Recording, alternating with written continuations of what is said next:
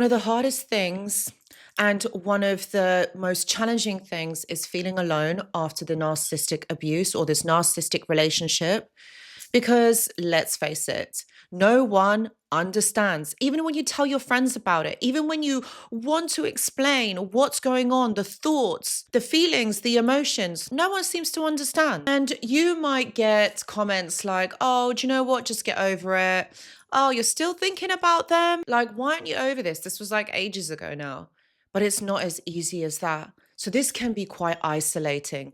If you are in this situation or you've ever felt like this before, I'm going to talk about this in the video and talk about ways and strategies to help you move forward and understand this. Watch this video. Hello, my friends, and welcome back. I hope that you're all doing really well. So in this video today, I'm going to be talking about isolation, feeling alone after narcissistic abuse. So you're not the only one in this. I want you to know that you are not alone. There is a whole community here. And also, I do go live on this channel every single Tuesday at 9 p.m. UK time. So this is a great way for you to connect with others, with like-minded individuals, people who have had similar experiences to you. You are not alone. Honestly, there are so many people who have been in this situation, and the whole experience can be quite isolating. I completely understand that.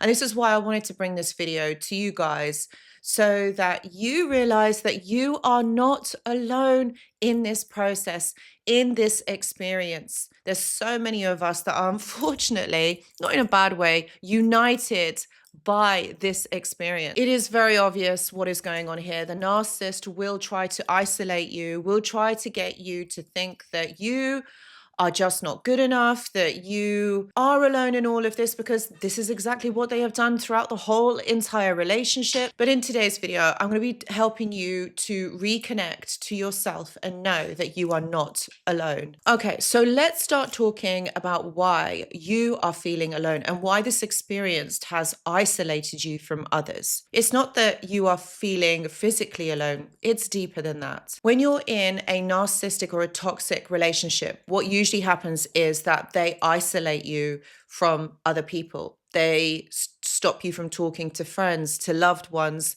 And they do this in a bid to isolate you, to stop you from reconnecting to others. You know why, my friends? Because they know that what they are doing is wrong. And if you're going to go and ask for support, ask for a second opinion, those people are going to tell you exactly what is going on. And they're going to tell you the truth. So the narcissist wants to omit that from happening. So what greater way than for you to feel isolated from your support systems, from people that you trust, so that you don't talk, so that you don't get a second opinion. It is cruel. Yes, my friends, it's cruel, it's nasty, and it's evil. But the thing is, this works. This works in the narcissist's favor. So what does it do to you? It has long-term implications, because it makes you feel like literally you are alone in all of this and there is no one out there that can help you. And the longer that you are cut away from people, or away from people, isolated, what it does do is it causes you to distrust others, because the narcissist has a nasty knack of basically saying false truths, lies about others and about how others feel about you. And this is, again, part of the triangulation, part of the smear campaign. Even if you are in the relationship with the narcissist, they will do this. They will literally prize you away from people, tell the other people lies about you so that they maybe behave a little bit differently, or they might stop talking to you altogether.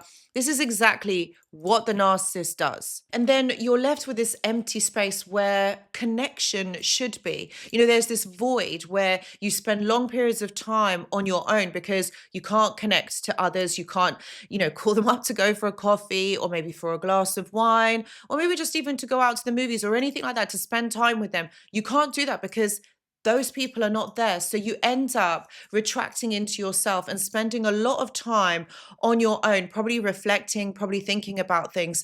And then again, this makes you dependent on that toxic person, on the narcissist, for their opinion, for their validation.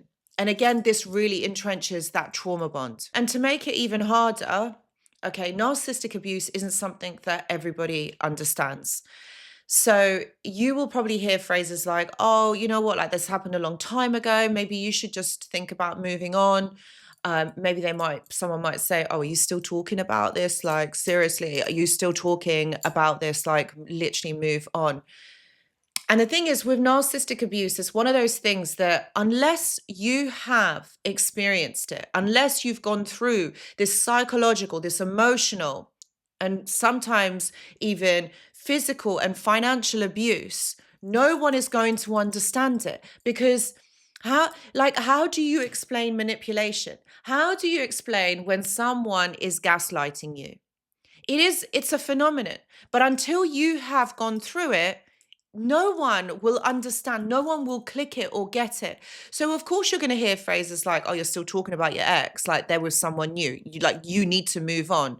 Or they'll say things like, oh, why are you still talking about what's going on for you? Or you might hear, oh, it couldn't have been that bad.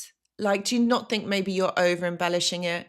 And this can cause you to distrust yourself, to probably think that maybe if you'd been gaslighted and told that maybe you're too sensitive or maybe you're overreacting, this can further entrench these beliefs about yourself when actually it's not you. It's not that you have thought that. It's not that, they don't understand how and the implications of this type of abuse. And this kind of response can make you even retreat further into isolation because all of those thoughts and things that maybe the narcissist has said will trigger you into thinking that perhaps maybe you are too sensitive, maybe you are over the top.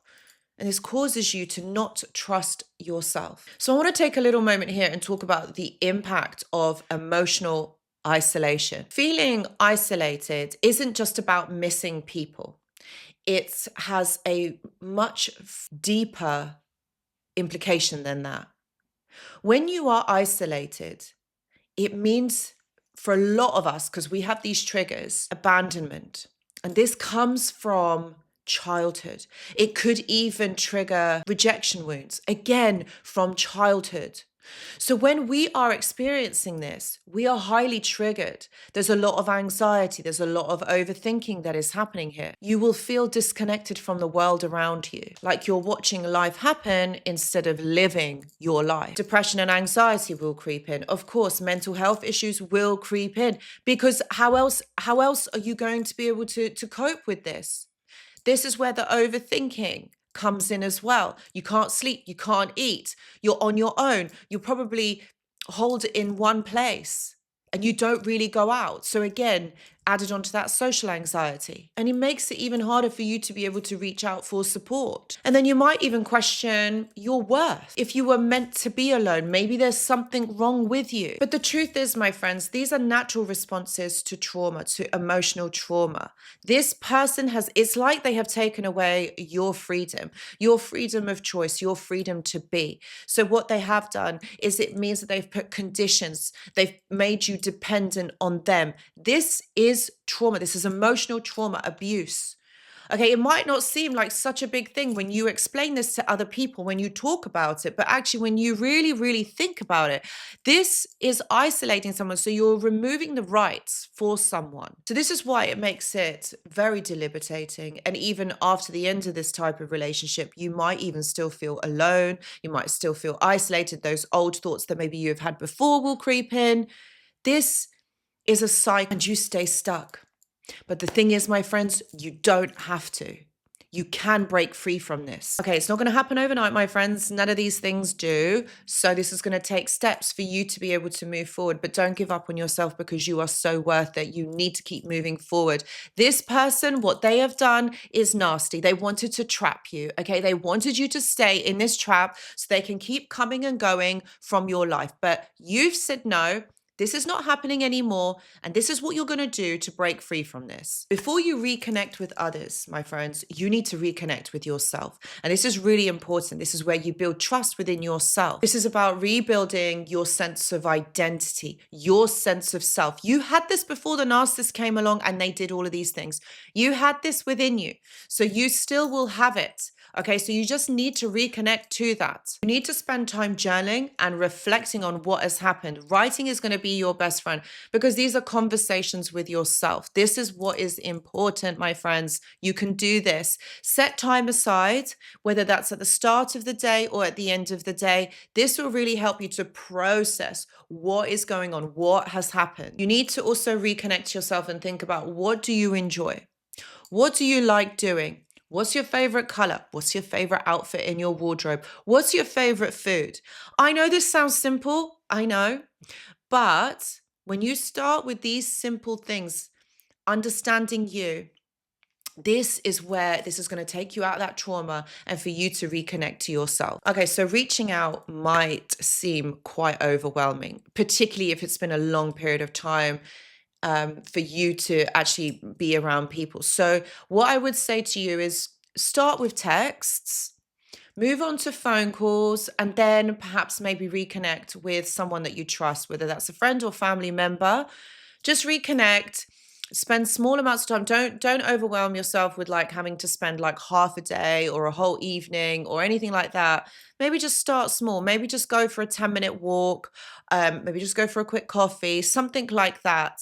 Something that's going to feel quite calming, because I know that this can be overwhelming to your senses because like obviously going out in public, there's so much going on. So start small with a little bit of time, and then you can build up to it. But if you still don't feel ready for doing that, then consider joining online support groups.